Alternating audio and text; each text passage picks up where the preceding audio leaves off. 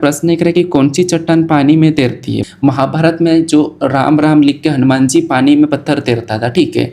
वो जो पत्थर था ना, वो कोई एक ऐसा पत्थर था जो पानी में तैरता था, पानी में तैरने वाली चट्टान थी, ना कि राम राम लिखने से पानी में तैर रही थी, ठीक है। दोस्तों, मोरी क्लासेस में आपका स्वागत है। आज हम जीके जीएस का प्रैक्टिस सेट पहला देखेंगे। यदि आप एसएससी, रेलवे या अदर किसी भी स्टेट एग्जाम्स की तैयारी कर रहे हो तो ये प्रैक्टिस सेट आपके लिए काफी इंपॉर्टेंट है।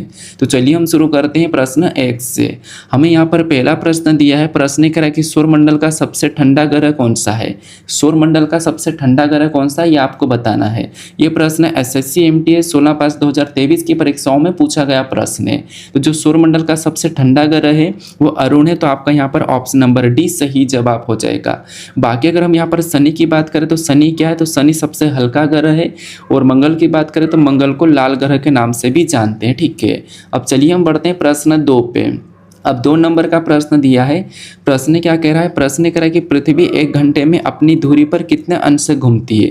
बताइए, पृथ्वी 1 घंटे में अपनी धुरी पर कितने अंश घूमती है। तो ये जो 24 घंटे में 360 अंश घूमती है, तो 1 घंटे में कितना घूमेगी, तो 1 घंटे में 15 अंश घूमेगी। तो यहाँ पर आपका ऑप्शन नंबर डी सही जवाब हो जाएगा। और ये प्रश्न एसएससी सीजीएल का है।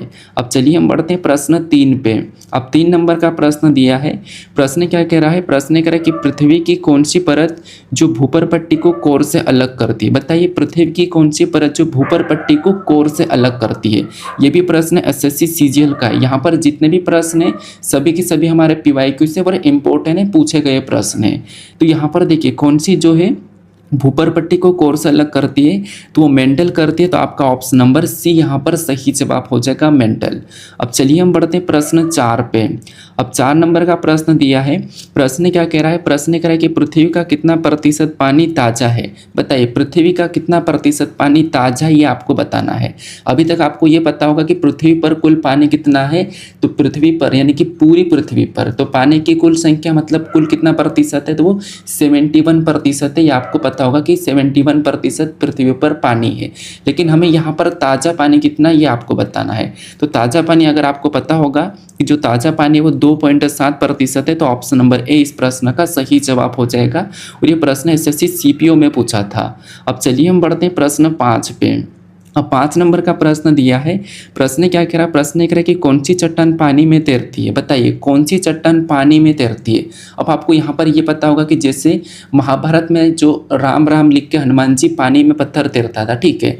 वो जो पत्थर था ना, वो कोई एक ऐसा पत्थर था जो पानी में तैरता था, पानी में तैरने वाली चट्टान थी, ना कि राम राम लिखने से पानी में तैर रही थी, ठीक है। तो वहाँ पर क्या था कि हम क्या सोचते थे कि राम राम लिखने से पत्थर भी पानी में तैरने लग गया था, लेकिन ऐसा नहीं था।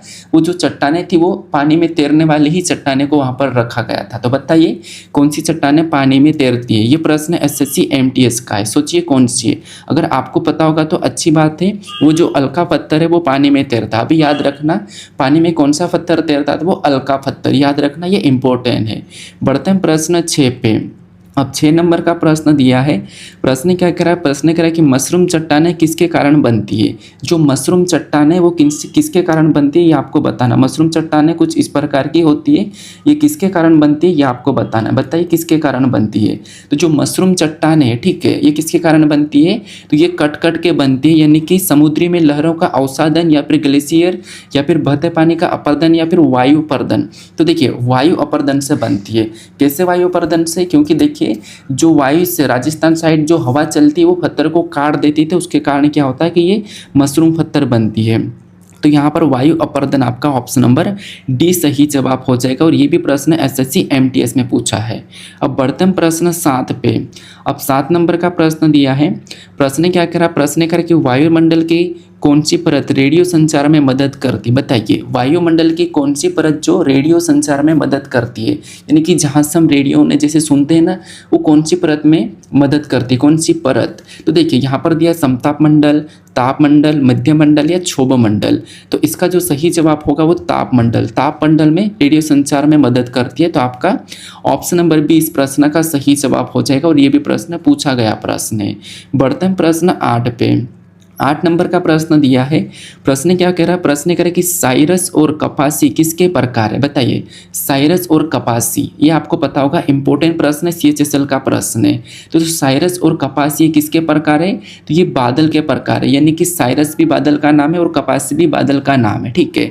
कपासी यानी कि आपने कभी कभी देखा होगा कि हमें कभी कभी क्या है कि आकाश में एक सुंदर सा बादल दिखता है, एकदम कपास टाइप का, तो ये बादल का प्रकार है। तो आपका यहाँ पर ऑप्शन नंबर कौन सा वाला?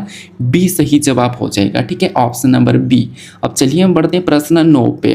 अब 9 नंबर का प्रश्न दिया है।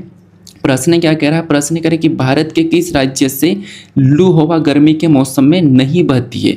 अब जैसे देखिए, गर्मी में क्या है, लू चलती है अपने यहाँ, तो लू चलती है तो किस राज्य से नहीं चलती, ये हमें प्रश्न पूछा है। गर्मी के मौसम में नहीं चलती है, ऐसा कौन सा राज्य है जहाँ से लू हवा गर्मी के मौसम में नहीं चलती है? तो बताइए कौन से राज्य में नहीं चलती है? तो ये जो गोवा में नहीं चलती है, तो आपका यहाँ पर ऑप्शन नंबर सी सही जवाब हो जाएगा। गोवा में लू नहीं चलती है, ठीक है, गर्मी के मौसम में भी लू नहीं चलती है। बढ़ते हैं प्रश्न 10 पे। 10 नंबर का प्रश्न दिया है।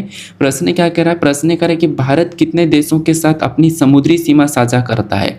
यहाँ पर आपको उसकी सीमा रेखा नहीं पूछा है, समुद्री सीमा पूछा है, ठीक है।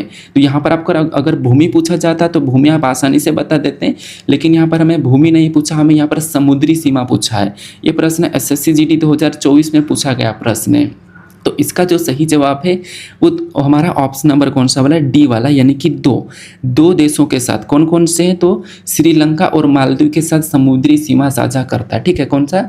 श्रीलंका और मालदीव। अब बढ़ते हम प्रश्न 11 पे। अब 11 नंबर का प्रश्न दिया है। प्रश्न क्या कह रहा है? प्रश्न कह रहा है कि हिमालय की सबसे बाहरी श्रृंखला को क्या कहा जाता है? हिमालय की सबसे बाहरी श्रृंखला को क्या कहा जाता है, ये आपको बताना। बताइए क्या कहा जाता है? ऑप्शन में दिया है धौलाधार, पीर पंचाल, कंचनजंगा या शिवालिक। बताइए क्या कहा जाता है हिमालय की सबसे बाहरी श्रृंखला को? तो हिमालय की सबसे बाहरी श्रृंखला को क्या कहा जाता है? शिवालिक कहा जाता है। तो यहाँ पर आपका ऑप्शन नंबर डी सही जवाब हो जाएगा, ठीक है। बढ़ते हम प्रश्न 12 पे। अब 12 नंबर का प्रश्न दिया है। प्रश्न क्या कह रहा है? प्रश्न कह रहा है कि मालवा का पठार निम्नलिखित में से किस राज्य में स्थित है? बताइए मालवा का जो पठार है वो किस राज्य में स्थित है, ये आपको बताना है। अब मालवा का जो पठार है वो कहाँ पर है? तो ये मध्य प्रदेश में। कहाँ पर है? मध्य प्रदेश में या कर्नाटक में है? तो मालवा का पठार मध्य प्रदेश में है, तो यहाँ पर आपका ऑप्शन नंबर 20 प्रश्न का सही जवाब हो जाएगा, option number B Madhya Pradesh, ठीक है। बढ़ते हम प्रश्न 13 पे। अब 13 नंबर का प्रश्न दिया है। प्रश्न क्या कह रहा है? प्रश्न कह रहा है कि नाथुला दर्रा भारत को उसके किस पड़ोसी देश से जोड़ता है? बताइए जो नाथुला दर्रा है भारत को उसके किस पड़ोसी देश से जोड़ता है? तो जो नाथुला दर्रा है ये भारत के, आपको पता होगा किस देश से, तो ये चीन से जोड़ता है। किससे? चीन से जोड़ता है। तो यहाँ पर आपका ऑप्शन नंबर डी इस प्रश्न का सही जवाब हो जाएगा। एक और दर्रा, ये कहाँ पर है? सिक्किम में। नाथुला दर्रा कहाँ पर है? सिक्किम में। और एक और दर्रा जेलेप्ला दर्रा करके वो भी इसको जोड़ता है, ठीक है। तो ऑप्शन नंबर डी इस प्रश्न का सही जवाब हो जाएगा। बढ़ते हम प्रश्न 14 पे। अब 14 नंबर का प्रश्न दिया है। प्रश्न कह रहा है कि मोर द्वीप किस नदी पर स्थित है? मयूर या मोर, आप कहोगे मयूर कहो या मर कहो एक ही बात है, ठीक है। तो मोर द्वीप किस नदी पर स्थित है? तो जो मोर द्वीप है, ठीक है, जो मोर द्वीप है वो ब्रह्मा नदी पर स्थित है। कहाँ पर है? ब्रह्मा नदी पर स्थित है। तो यहाँ पर आपका मतलब ब्रह्मपुत्र पर है, तो ऑप्शन नंबर सी सही जवाब हो जाएगा, ठीक है। और यहाँ पर देखिए मोर द्वीप और माजुली द्वीप सबसे बड़ा द्वीप है, विश्व का सबसे बड़ा द्वीप माजुली द्वीप है। ये भी कहाँ पर है? तो ये भी ब्रह्मपुत्र नदी पर स्थित है, ठीक है। अब बढ़ते हैं प्रश्न 15 पे। अब 15 नंबर का प्रश्न दिया है। प्रश्न क्या कह रहा है? प्रश्न कह रहा है कि निम्नलिखित में से कौन सा भारत की सबसे लंबी झील है? आपको यहाँ पर बताना कि यहाँ पर निम्नलिखित में से कौन भारत की सबसे लंबी झील है, नदी नहीं झील बताना है। तो जो भारत की सबसे लंबी झील है वो कौन सी है? तो वो है वेम्बनाड झील है, ठीक है, वेम्बनाड झील है। तो यहाँ पर आपका ऑप्शन नंबर ए सही जवाब हो जाएगा, वेम्बनाड झील, ठीक है, वेम्बनाड। अब बढ़ते हैं प्रश्न 16 पे। अब 16 नंबर का प्रश्न दिया है। प्रश्न क्या कह रहा है? प्रश्न कह रहा है कि भारत में महावत क्या है? बताइए भारत में महावत क्या है, ये आपको बताना है। तो महावत क्या है? तो जो भारत में महावत है ये क्या है? तो देखिए ये जो है गर्मियों के मौसम में मतलब सर्दियों के मौसम में ठंडी लहरें या मानसून के दौरान बादल फटना या फिर क्या है। तो देखिए ये जो महावत है ये आपको पता होगा, महावत को हम राजस्थान में जानते हैं, मतलब महावत राजस्थान में, ठीक है। तो महावत जो सर्दियों में चक्रवाती वर्षा होना, तो ऑप्शन नंबर आपका यहाँ पर सी सही जवाब हो जाएगा, सर्दियों में चक्रवाती वर्षा, ठीक है। तो ये इसे महावत राजस्थान में कहते हैं। बढ़ते हैं प्रश्न 17 पे। अब 17 नंबर का प्रश्न दिया है। प्रश्न क्या कह रहा है, प्रश्न कह रहा है कि पश्चिम बंगाल में मैंग्रोव वनों को किस नाम से जाना जाता है, बताइए। मैंग्रोव वनों को पश्चिम बंगाल में किस नाम से जाना जाता है। तो मैंग्रोव वन तो आपको पता होगा सुंदर वन को ही हम कहते हैं, तो पश्चिम बंगाल में सुंदर वन के नाम से जाना जाता है। तो ऑप्शन नंबर ए इस प्रश्न का सही जवाब हो जाएगा और ये एसएससी स्टेनोग्राफर में पूछा गया प्रश्न है। बढ़ते हैं प्रश्न 18 पे। 18 नंबर का प्रश्न दिया है। प्रश्न क्या कह रहा है, प्रश्न कह रहा है कि भारत में कृषि जनगणना कितने वर्षों के अंतराल पर की जाती है। कृषि जनगणना, आपको यहाँ पर जनसंख्या जनगणना नहीं पूछा है, यहाँ पर हमें कृषि जनगणना पूछा है, ठीक है। तो जो कृषि जनगणना है ये हर वर्ष, मतलब सॉरी कितने वर्षों का अंतराल है, तो इसका 5 वर्ष का अंतराल, यानी कि 5 वर्ष में की जाती है। और बाकी अगर हम जनसंख्या जनगणना की बात करें तो वो 10 वर्ष में की जाती है। तो जनसंख्या 10 वर्ष में और कृषि 5 वर्ष में, याद रखना है। बढ़ते हैं प्रश्न 19 पे। 19 नंबर का प्रश्न दिया है। प्रश्न क्या कह रहा है, प्रश्न कह रहा है कि मध्य प्रदेश का कौन सा जिला तांबे के उत्पादन में अग्रणी है। बताइए मध्य प्रदेश का कौन सा जिला है जो तांबे के उत्पादन में अग्रणी है। ये प्रश्न एसएससी सीएचएसएल का प्रश्न है। तो जो तांबे का अग्रणी है वो बालाघाट है। तो आपका ऑप्शन नंबर बी इस प्रश्न का सही जवाब हो जाएगा, बालाघाट। अब बढ़ते हैं प्रश्न 20 पे। 20 नंबर का प्रश्न दिया है।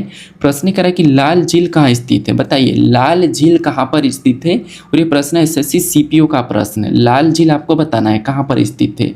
तो जो लाल झील है ये कहाँ पर स्थित है, तो ये जो लाल झील अमेरिका में स्थित है। तो आपका ऑप्शन नंबर सी सही जवाब हो जाएगा। आप याद रखना लाल झील अमेरिका में स्थित है। अब बढ़ते हैं प्रश्न 21 पे। अब ये जो प्रश्न है ये आपके लिए टेस्ट क्वेश्चन है, तो इसका जो सही जवाब आप मुझे कमेंट करके बताओ। और ये जीके जीएस का पहला प्रैक्टिस सेट है, तो मैंने यहाँ पर 20 प्रश्न केवल जियोग्राफी से लिए हैं। तो ये आप मुझे कमेंट करके बता दो कि मैं कितने प्रश्न रखूँ, तो मैं उतने प्रश्न रख लूँगा, ठीक है। और बाकी यहाँ पर आपको बताना है कि भारत में कितने राज्य हैं। बताइए कमेंट करके बता दीजिए कि भारत में कितने राज्य हैं, ठीक है। तो यहाँ पर मैं मिक्स क्वेश्चंस ले लूँगा, आप मुझे कमेंट करके बता दोगे, ठीक है। तो चलिए हम मिलते हैं नेक्स्ट वीडियो में।